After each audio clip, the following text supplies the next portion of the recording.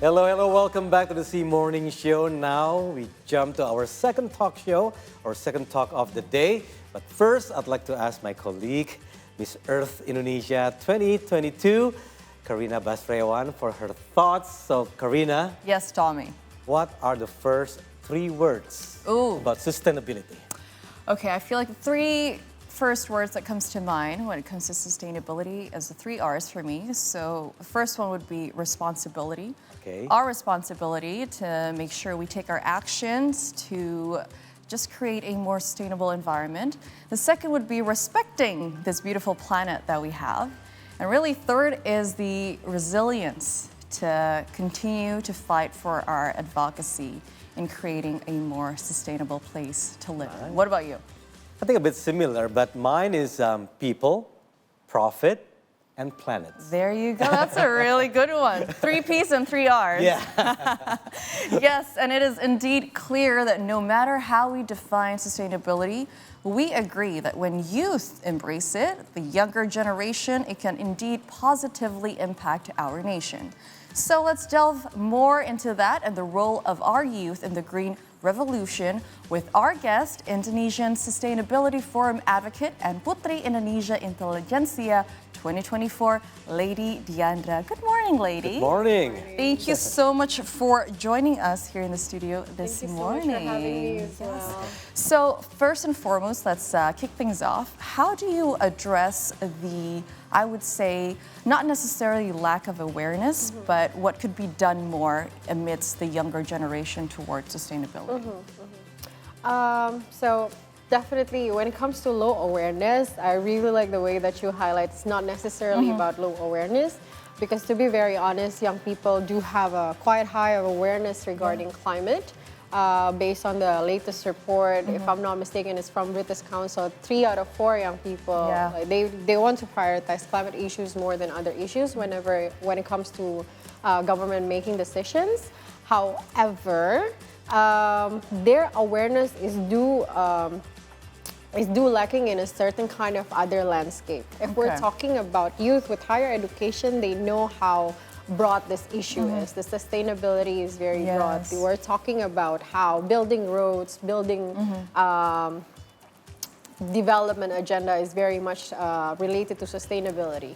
But for some young people, it's very limited toward waste management, the air conditioned, and those are the things. This lack of awareness, this gap that is happening, I think it's very important that education can help bridge that.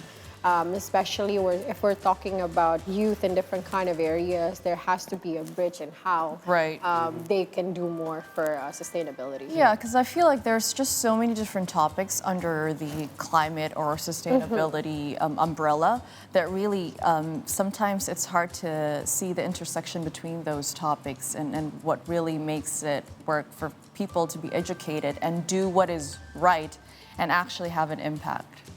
And especially the question is, what can we do? Like what can this youth generation can participate more into sustainability growth?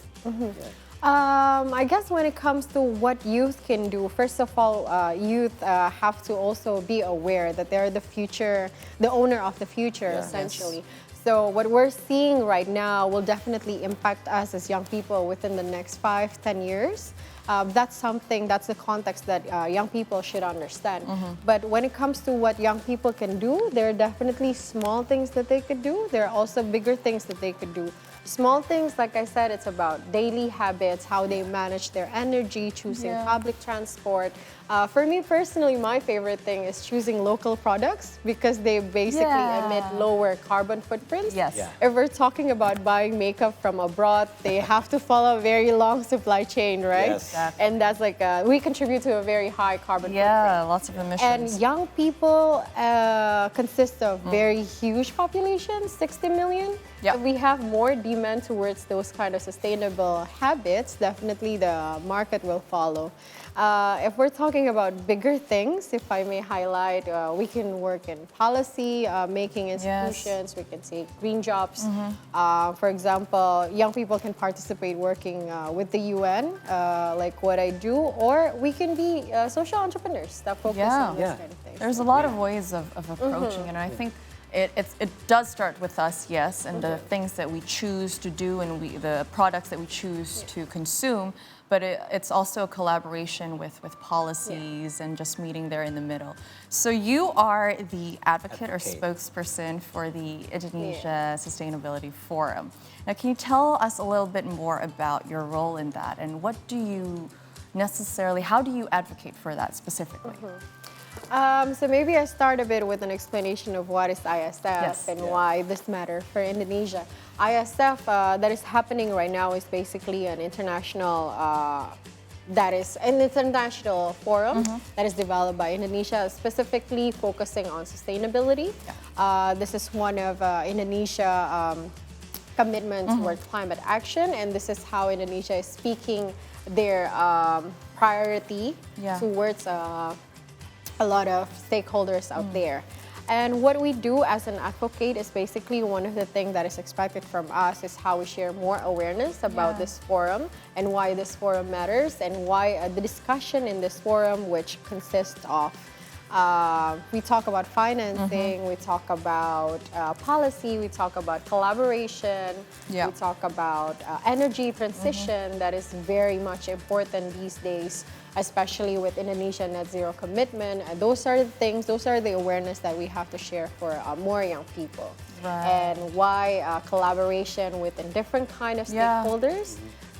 There are business stakeholders, we have World Bank, we have CEOs from all kinds of different important companies, we have prime ministers and ministers coming, and this is a very awesome event, which is very exciting for me as well, for as young people. Exciting. Yeah, and with that kind of, like interaction, so how is the progress so far? Are you happy with the development in terms of talks and of course the execution of any kind of action by the youth generation? When it comes to what young people have done and also knowing the challenges they have, I think I'm very happy of seeing how we're very much, like you said, we have the resilience of moving towards the sustainable issues. I mean, I previously worked for UNDP Indonesia, where I see hundreds, thousands of social entrepreneurs having sustainability. They have a concern on education, they have a concern on climate, and they're very resilient. They are very innovative, and I'm actually very happy when it comes to seeing this movement of young people. However, I do notice there are other young people who want to take action, but perhaps they have a challenge regarding their choice of priority. We can highlight that some young people do prioritize getting a job first and getting education first instead of moving for sustainable issues. And those are things that we cannot miss to highlight. That's true. Now, Lady, I just want to take a step back and just focus on you a little bit, because I think our folks at home and friends are also curious. How and what has your journey been like? You mentioned that you worked at UNDP as well. You were Puteri Indonesia Intelegensia, and now you're a spokesperson for ISF. Can you maybe walk us through the journey of how you get here? I'm sure it'll be an inspiration to so many young people out there. Well, I can share a bit about what I did as young people.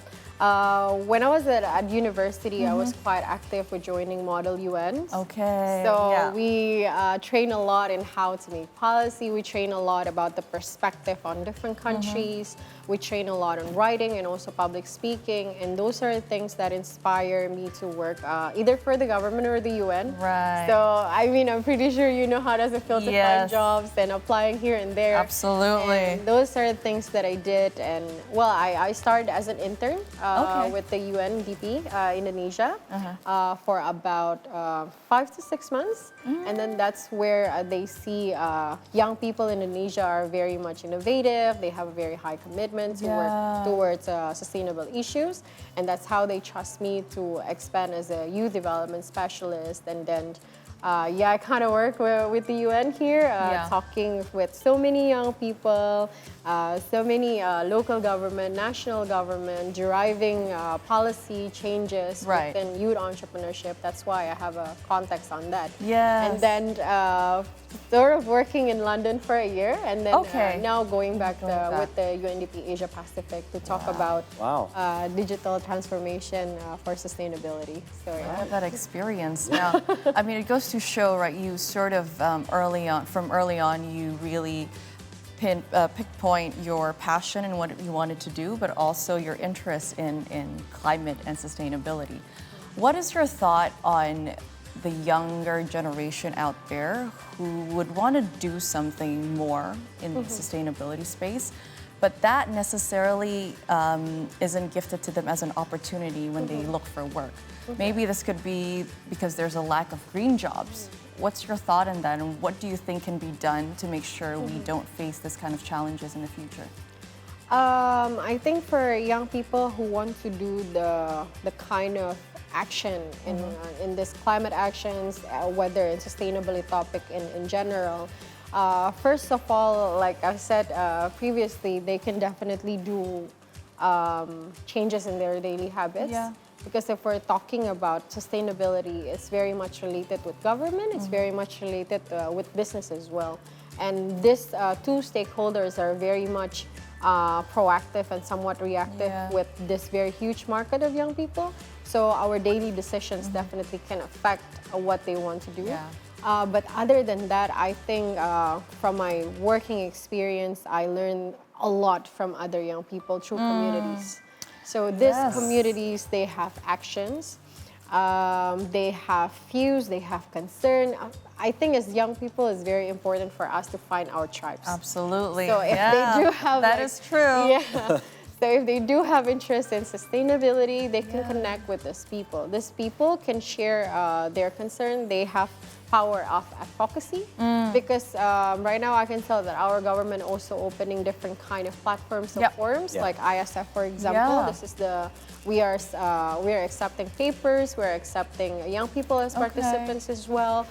So those are the things that young people can participate. I think one of the way, if jobs is challenging, communities is a good way to start.